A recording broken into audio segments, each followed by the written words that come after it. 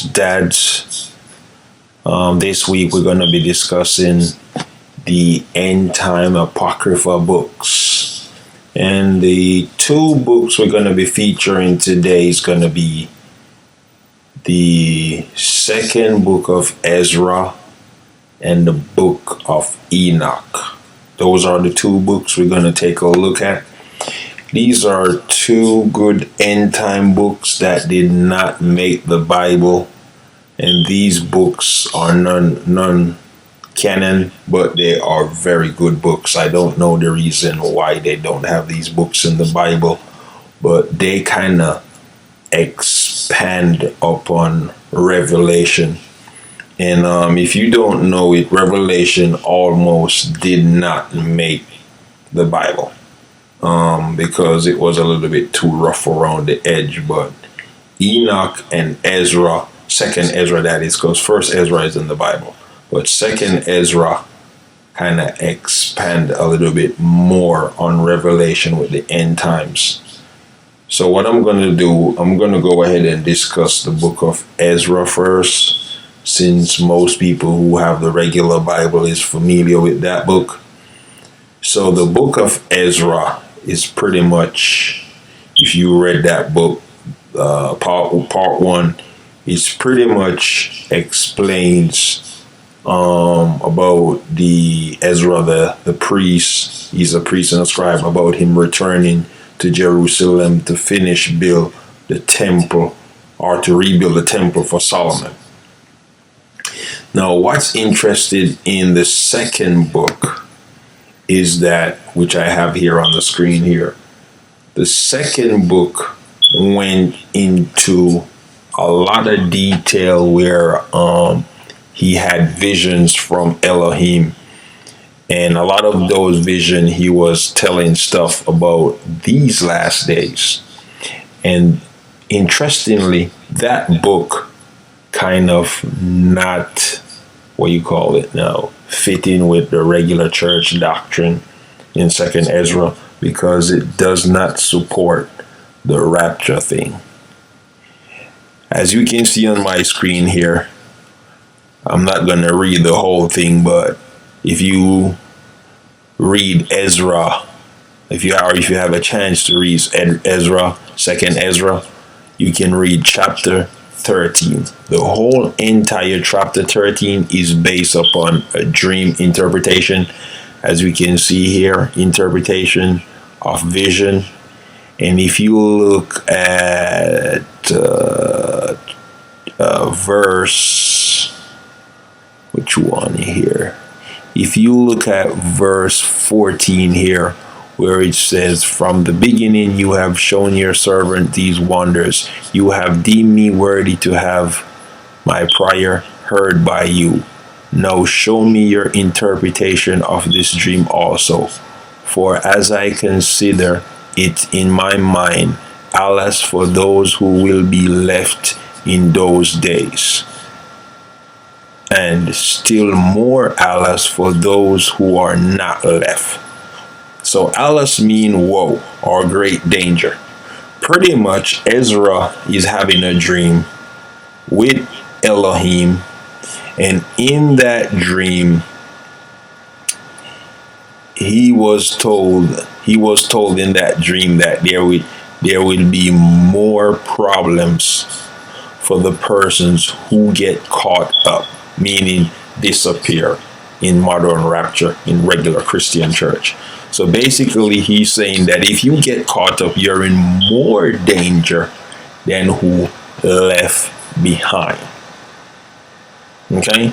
Because it would be better to left behind than to get caught up, because you would have to endure till the end of the time. And you're going to be in a little danger left in behind, but you're better off than being with like who caught up. Now, of course, if you look at this book, there is no way a pastor in regular church can preach about a rapture doctrine with the second Ezra. So this is another key point why this book has been taken out of the regular Bible.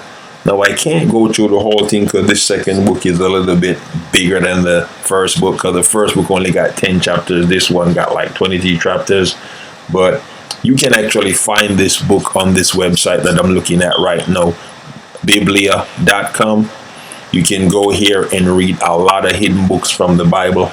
So you can find this second Ezra book and read the full thing. This book actually gives you a lot of explanation, and also on the lost Israelites. If you read this book, you will know for sure that the lost Israelites is alive and well, and they are not the modern Israel people. If you read this whole book, it clearly tells you who in the latter days are the lost Israelites.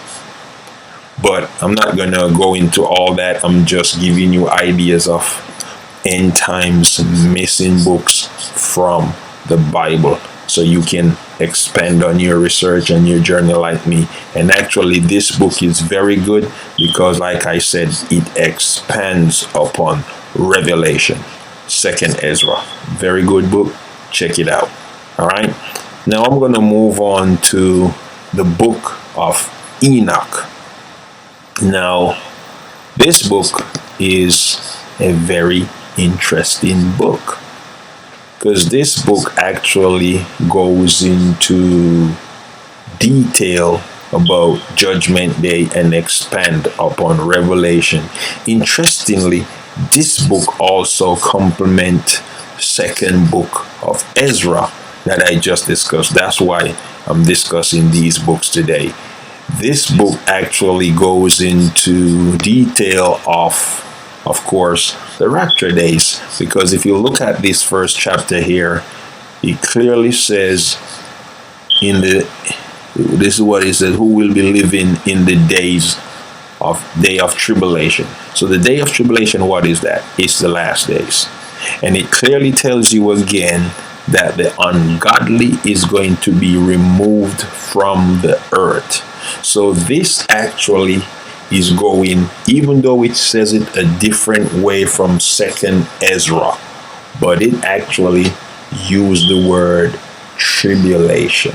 So it actually is referring to the same thing, just different word, and it clearly tells you that the ungodly is going to disappear. Again, not supporting a rapture doctrine that modern Christian church support. So another reason why this book is being left out, it does not support that doctrine that they tell people that, oh, you're going to get caught up in a rapture. This clearly tells you that no righteous people is going to disappear in no rapture. You have to endure to the end. Okay? This book clearly does not say that. Now, another thing with this book, again, why it got removed, this book not only expand upon Revelation and the rapture doctrine, this book also expand about the whole Noah and the ark. It actually gives you reason why the flood happened. Pretty much.